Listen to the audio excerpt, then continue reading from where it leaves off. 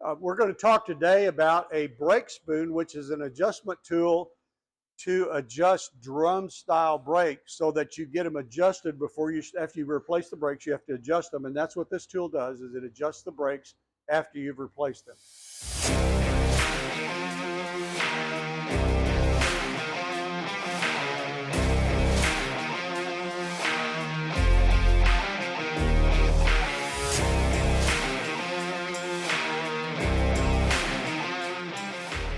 You know, we probably don't talk enough about brakes, and this is something that you'll probably want to do at home on your car, and you probably want to learn how to do that. But let's just run through this real quickly.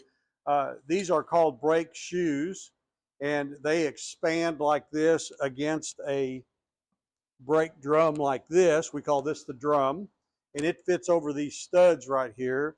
And as they wedge out, they keep the wheel from turning. This wheel cylinder right in here, this little round barrel looking thing, is what you can see. It has a piston right here that forces the brake shoes out, and they pivot on the bottom part here, meaning that they do this basically. Now, there's something that I notice all the time when I get cars in here where the brakes don't work, is that the brake shoes are on backwards. So the short shoe, meaning that the distance from here to here is shorter than the amount of brake material is on this one. The short goes in the front and the long goes in the back. So I always remember that based on when I was in the band in high school. You know, all the shorter kids go on the front and all the tall kids go in the back. So short in the front, long in the back.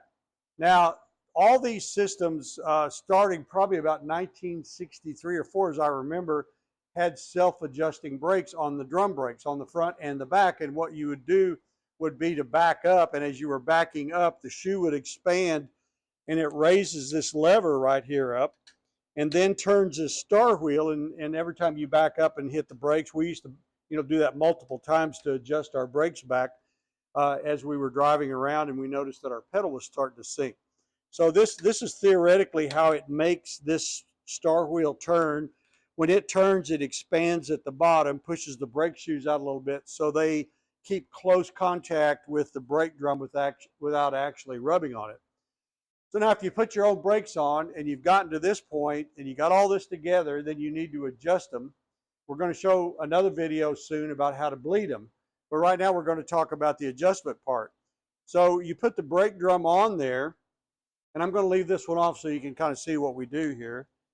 And then you'll need to go, if you don't have one, you need to purchase a brake spoon. And you can't eat cereal with this, but that, as I grew up, this was called a brake spoon. And this is the tool that you use to adjust your brakes. On the back side of the brake right here, they call this a backing plate, which is what the brake's all attached to.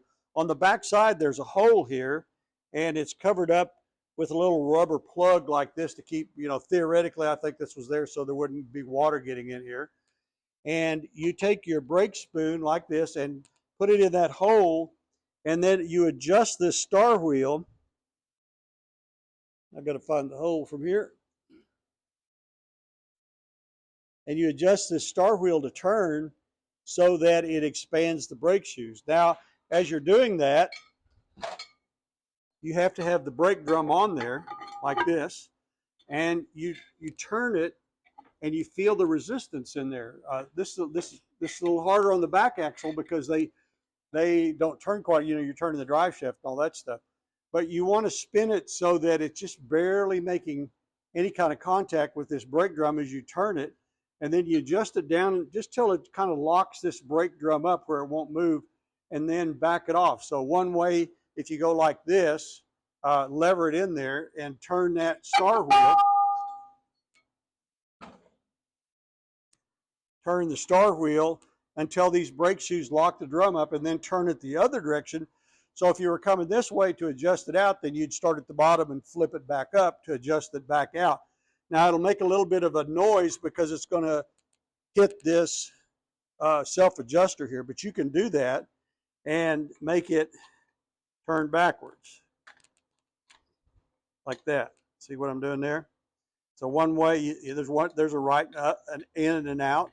The other thing you got to remember on these are right and left hand threads on these. They change from one side to the other. So make sure that you understand as you're doing this if this is getting wider or not, meaning that you're adjusting the threads out or in so you know which direction to go to make this expand. So expand it out, make the brake shoe touch, and basically almost lock it up.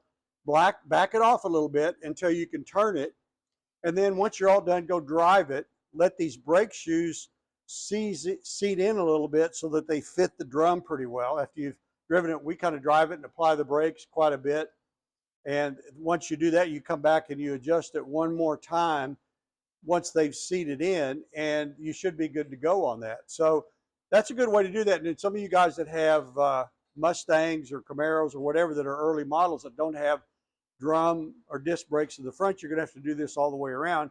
And the other thing you have to keep in mind is that when you finally get this done on drum front, drum rear, you'll stop and the car will go this way or that way. That means that it's out of adjustment, and you have to compensate that on one side or the other to get it to stop straight.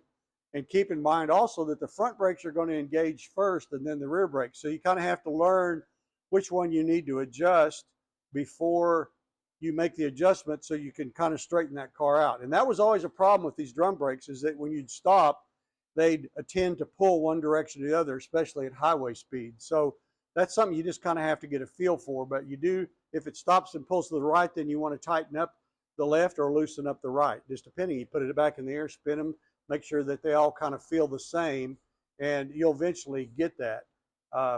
Hopefully that helps you a little bit, because I know some of you guys are going to want to put on your own brakes, and I have a video where I've actually shown how to put brakes on. You can look at that, and then when you get to the adjustment phase, look at this video, and hopefully it'll help you learn how to adjust them so that car or truck will stop straight and you'll feel safe in it. Now, I'm Barry Wilson. We have a website, Wilson Auto Repair, or that's actually the name of my shop. WilsonAuto.com is the website. It has access to a lot of videos that we have through our blog, and then we have a YouTube site, which is probably what you're watching here, and we'd appreciate it if you'd hit subscribe. That helps us make this possible to bring all this information to you to help you out with your car.